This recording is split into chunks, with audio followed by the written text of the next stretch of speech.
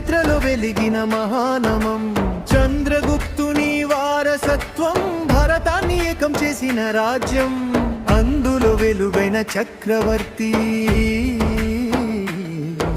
అశోకుడు, మహాశోకుడు.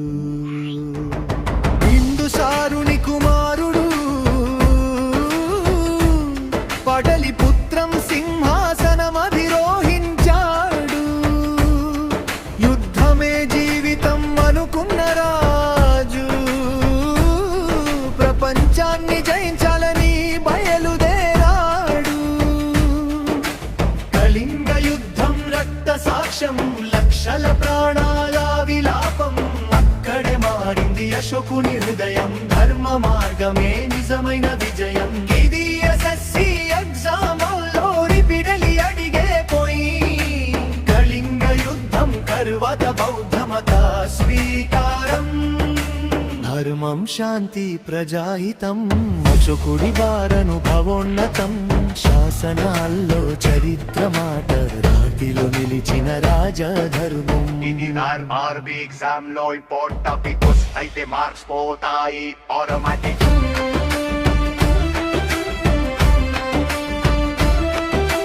రాష్ట్రాన్ని విభజించిన ప్రావిన్సులు,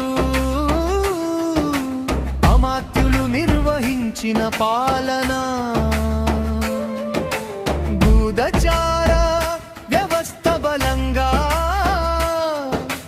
ప్రజలపై న్యాయ పరిరక్షణ.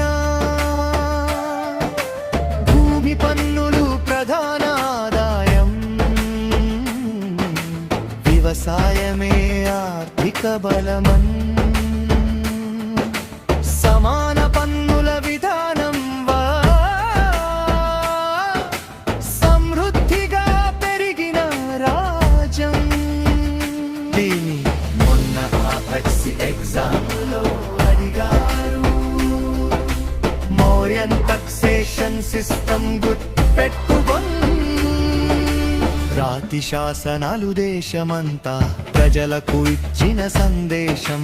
ప్రాకృత భాషలో ధర్మ బోధ, ప్రతి గ్రామానికి చెరిన ఉపదేశం. స్తంభ శాసనాలు నిలిచిన సాక్ష్యం, సింహస్తంభం జాతీయ చిహ్నం. సారనాథ్ సింహస్తంభమే మన భారత గర్వ చిహ్నం. స్తూపాలు నిర్మించిన మహారాజు సాంచి స్తూపం మహిమాపారం. విహారాలు చైత్యాల నిర్మాణం, బుద్ధ కళకు కొత్త యుగం. రహదారులు ఆసుపత్రులు, ప్రజా సంక్షేమ పరిపాలన. ప్రాణులకైనా వైద్య సేవ, అశోకుడి దయా పరంపర. RRB NTPC లో డైరెక్ట్ క్వశ్చన్ వచ్చే area.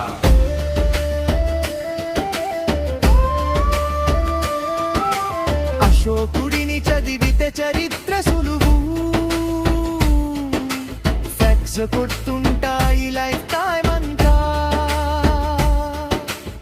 RRB SSC AAPSC TSPSC ఎక్కడైనా వచ్చే గోల్డెన్ టాపిక్ ఇది. స్కై అకాడమీతో ప్రిపరేషన్ అయితే హెస్కై దినం మస్కోడి యుద్ధం. యుద్ధం నుంచి ధర్మం వరకు, రాజు నుంచి మహానుభావుడు వరకు. అశోకుడి జీవితం చెబుతుంది శాంతియే నిజమైన విజయం. మౌర్య సామ్రాజ్య మహిమ, అశోకుడి చిరస్కారగాథం.